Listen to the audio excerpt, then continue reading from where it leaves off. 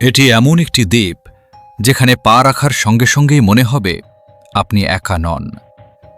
চারদিকে হাজার হাজার পুতুল, কেউ গাছের ডালে ঝুলছে, কেউ অর্ধেক ভাঙা শরীরে মাটিতে পড়ে আছে। কিন্তু সবচেয়ে ভয়ঙ্কর ব্যাপারটা হল কিছু পুতুলের চোখ যেন আপনার দিকে তাকিয়ে আছে, আর বাতাস না থাকলেও তারা দুলতে থাকে। লোকজন বলে রাতে এই পুতুলগুলো একে অপরের সাথে ফিস ফিস করে কথা বলে। কিন্তু প্রশ্ন হল, কে ঝুলিয়েছে এই হাজার হাজার পুতুল? আর কেনই বা এই দ্বীপে আজও শোনা যায় এক শিশুর কান্না? আজকের গল্প এমন এক দ্বীপের যেখানে সৌন্দর্যের আড়ালে লুকিয়ে আছে মৃত্যু, পাগলামি আর এক ভয়ঙ্কর সত্য। এবং এই জায়গাটার নাম island of the dolls.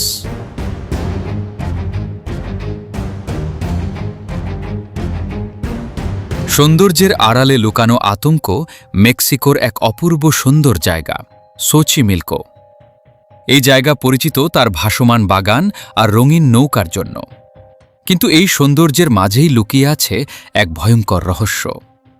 Mexico city থেকে মাত্র 28 কিলোমিটার দূরে জলের মাঝে ভেসে আছে এক দ্বীপ যেখানে হাজার হাজার পুতুল ঝুলছে।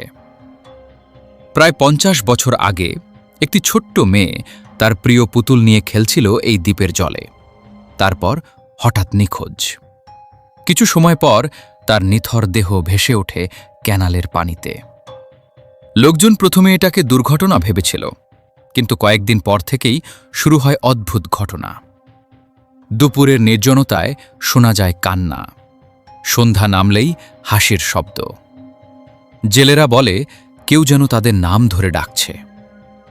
পুতুল ঝোলানোর অদ্ভুত রীতি গ্রামবাসীরা বিশ্বাস করতে শুরু করল মেয়েটির আত্মা এখনও এখানে ঘুরে বেড়ায়। তাকে শান্ত করতে তারা শুরু করল এক অদ্ভুত কাজ, গাছের ডালে ডালে পুতুল ঝুলানো। একটা, দুইটা, তারপর শত শত। এভাবেই পুরো দ্বীপ হয়ে উঠল পুতুলের কবরস্থান। এই গল্পের সবচেয়ে গুরুত্বপূর্ণ নাম ডন জুলিয়ান সান্তানা ব্যারার। তিনি ছিলেন এই দ্বীপের কেয়ারটেকার। একদিন তিনি দেখতে পান একটি মেয়ের মৃতদেহ ভেসে এসেছে, তার পাশে একটি পুতুল। তিনি মেয়েটিকে বাঁচাতে পারেননি, কিন্তু সেই দিন থেকেই তার জীবন বদলে যায়। তিনি বিশ্বাস করতে শুরু করেন মেয়েটির আত্মা তাকে অনুসরণ করছে। তিনি প্রতিদিন রাতে কান্নার শব্দ এবং পায়ের শব্দ শোনেন, আর সেই ভয় থেকেই তিনি গাছের ডালে পুতুল ঝোলাতে শুরু করেন। স্থানীয়দের দাবি, রাতের অন্ধকারে পুতুলগুলো নাকি নড়াচড়া করে, তাদের চোখ নাকি খুলে যায়, তারা ফিসফিস করে কথা বলে। অনেকে তো এমনও বলে নৌকা গেলে পুতুলগুলো হাত নাড়িয়ে ডাকে। প্রায় 50 বছর ধরে পুতুল ঝুলানোর পর একদিন ডন জুলিয়ানকে মৃত অবস্থায় পাওয়া যায়। আর সবচেয়ে ভয়ঙ্কর ব্যাপার হল ঠিক সেই জায়গাতেই যেখানে তিনি মেয়েটির দেহ প্রথম দেখেছিলেন। এটা কি কাকতালীয় নাকি অন্য কিছু? ইউনেস্কো 1987 সালে এই এলাকা বিশ্ব ঐতিহ্য ঘোষণা করে। তবুও এই জায়গা পুরোপুরি পর্যটন কেন্দ্র হয়ে উঠতে পারেনি, কারণ মানুষ সৌন্দর্য দেখতে চায়, ভয় অনুভব করতে নয়। অনেক পর্যটক বলেন তারা অনুভব করেন কেউ তাদের দেখছে, পুতুলের চোখ যেন অনুসরণ করছে।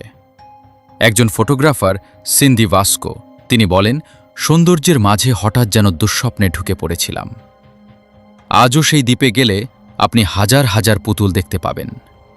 কিন্তু প্রশ্নটা হল, এগুলো কি শুধু পুতুল, নাকি কারো অপেক্ষায় থাকা নিঃশব্দ আত্মা? আর যদি সত্যিই কোনোদিন আপনি সেখানে যান, তাহলে একবার পেছনে তাকাবেন, কারণ হয়তো কোনো পুতুল আপনাকে লক্ষ্য করে তাকিয়ে আছে। যদি এরকম রহস্যময় বাস্তব ঘটনা জানতে তবে অবশ্যই ফেসবুক পেজ থেকে দেখলে ফলো করবেন এবং ইউটিউব থেকে দেখলে সাবস্ক্রাইব করবেন। এরপরের ভিডিও কোনো টপিক নিয়ে বানাবো, অবশ্যই কমেন্টে বলে যাবেন। ধন্যবাদ। আল্লাহ হাফেজ।